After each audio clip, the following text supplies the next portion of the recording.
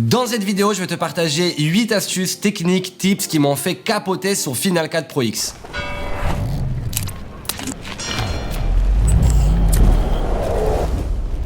On va pas se mentir, à un moment donné dans ta vie en tant que monteur, tu vas être confronté à des étapes que tu as besoin d'être rapide et efficace. Moi, quand j'ai commencé à travailler avec Final Cut, il y avait plein de choses que je savais pas. Au fur et à mesure, avec le temps, j'ai appris plusieurs techniques et qu'aujourd'hui, je voudrais te partager avec toi. Sans trop perdre le temps, on va commencer directement avec le premier conseil, c'est les clips composés. Au tout début, je connaissais le clip composé, mais je savais pas vraiment le vrai pouvoir du clip composé et comment l'utiliser comme il faut. Je te donne l'exemple, quand j'ai une timeline comme celle-ci et j'ai mon A-roll, j'ai le plan principal que je parle devant la caméra et plusieurs b-rolls à côté. Je commençais mon montage, je coupais les plans un après l'autre, je mettais mes b-rolls entre les deux et après je commençais à faire mon étalonnage ou mon mixage de son. Malheureusement, je devais après copier, je faisais sur un plan et après je devais copier sur chaque plan différent, copier les attributs. Maintenant, dans la façon comment je travaille, je crée au tout début un clip composé avant que je commence à couper et après, quand je veux faire mon étalonnage, il suffit de double-cliquer sur le clip composé, je fais mon étalonnage, comme par exemple là maintenant je veux aller sur du violet et après quand je ressors du clip composé, toute ma timeline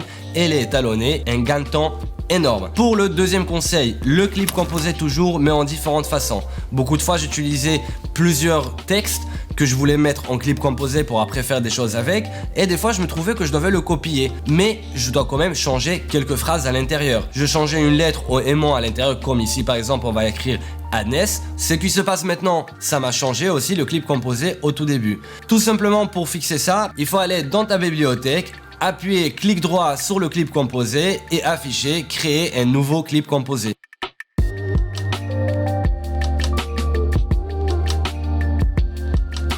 Le troisième astuce, c'est le speed ramp. Bien sûr, on connaît tous le speed ramp. Si tu le connais pas, peut-être je vais faire un tuto là-dessus. Laisse-moi savoir dans les commentaires. Mais en gros, on a toujours l'option de prendre un clip, appuyer Shift B, appuyer à la sortie que l'accélération va s'arrêter, appuyer Shift B et tout ce qu'il y a au milieu, on peut l'accélérer ou le ralentir. Mais avant, si après mon montage, j'ai vu que mon speed ramp il commence pas au bon endroit, je devais tout re-effacer, refaire à nouveau, voir que ça matche avec la musique. Au final, il y a une façon beaucoup plus simple pour le faire. Tout simplement, il faut double-cliquer au milieu, taper Edit. Et maintenant, je peux le bouger dans mon clip et décider exactement à quel moment il va commencer. C'est énorme. Pour le quatrième conseil, on va parler de l'animation vidéo. Beaucoup de fois, je fais un keyframe pour animer une vidéo que je veux faire un zoom in dans la vidéo. Tout simplement, on va le faire en règle normale. On va prendre notre clip, on va positionner l'endroit où on a envie de commencer le keyframe et après, on fait le petit zoom à l'intérieur comme tu peux voir par ici.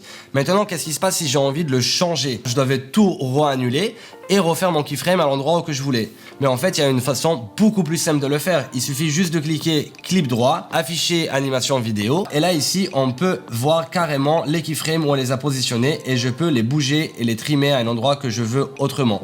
Donc, par exemple, ici, je peux commencer par là. Tout simplement, beaucoup plus rapide. Le cinquième conseil, comment faire un effet sur un titre sans qu'il va affecter notre vidéo. Des fois, ça arrive qu'on aimerait bien faire un petit glitch, un petit effet sur le texte, mais qui va pas aussi le faire sur la vidéo. Je vous donne un exemple. J'ai ce plan et j'ai écrit un texte avec Agnès. Maintenant, j'ai envie de l'animer, j'ai envie de lui donner un effet glitch. Je vais prendre mon générateur de glitch, je vais le mettre par-dessus, mais quelque part, le glitch, il apparaît sur toute l'image, sur le texte certes, mais aussi sur l'image. Et c'est pas ce que je voulais. Donc, pour régler ça, c'est très simple. On va prendre l'effet avec le texte, on va les mettre en dessous le clip.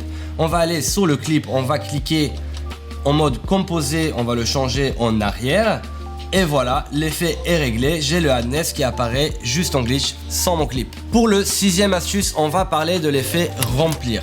Beaucoup de fois, ça nous arrive qu'on a une timeline et on a pas mal de fichiers qui sont pas cohérents un après l'autre. Ça veut dire un fichier il est en 16/9, l'autre fichier il a un autre format et il remplit pas ton autre timeline. Auparavant, ce que je faisais, je sélectionnais le clip ou les clips que j'avais besoin et je partais en adaptation spatiale et je faisais remplir. Mais une astuce beaucoup plus simple que ça, qu'on peut économiser du temps, c'est partir directement à notre librairie.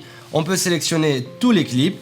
Et ici directement vous voyez à droite ça nous donne adaptation spatiale et on peut aller à remplir. L'histoire est réglée et maintenant tous les clips que je vais glisser sur ma timeline vont être directement optimisés à l'espace de ma timeline. Pour le septième astuce, on va parler un peu de son et comment j'utilise des raccourcis pour faire des effets de son que j'ai besoin. Donc par exemple, des fois je veux couper la musique à un endroit spécifique mais qui est pas la fin de la musique, mais j'aimerais pas la coupure nette. Comme tu peux voir ici, j'ai la musique. Maintenant j'ai envie de la couper à cet espace là. Mais au lieu de la couper, tout ce que je vais faire, je vais appuyer Shift H. Il va créer cet espace temporel qu'on a ici, le Hold Frame.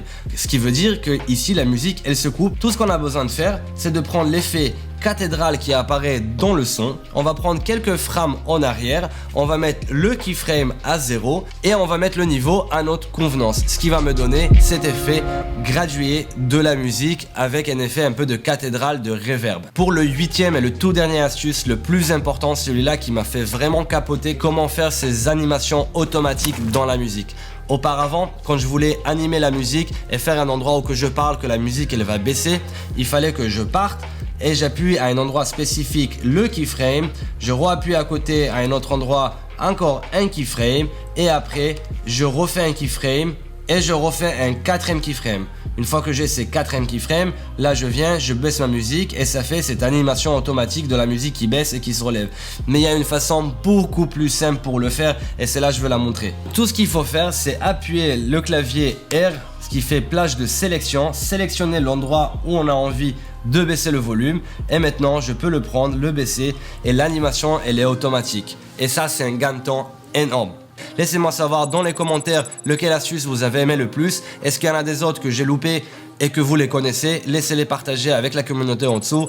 N'oubliez pas de vous abonner à la chaîne, d'appuyer sur la cloche pour être notifié pour les prochaines vidéos. On se voit très vite. Ciao.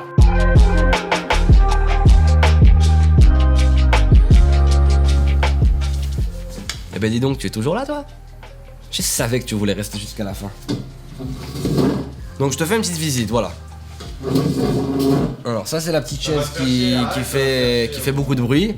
Donc ici derrière on a notre pickboard qu'on a installé, tu vois. Avec j'ai une lumière en haut, une lumière sur le côté, notre micro qui est juste là. Ouais, juste là. Donc il est vraiment hors cadre. Une petite baissette, comme ça, juste pour décrocher au niveau de l'écran. Et voilà, et derrière on a mis quelques néons, les néons en haut. Ouais, c'est tout simple en fait. Mais ça nous fait triper pour vous montrer un peu nos décors, pour vous faire des vidéos YouTube. Moi j'adore.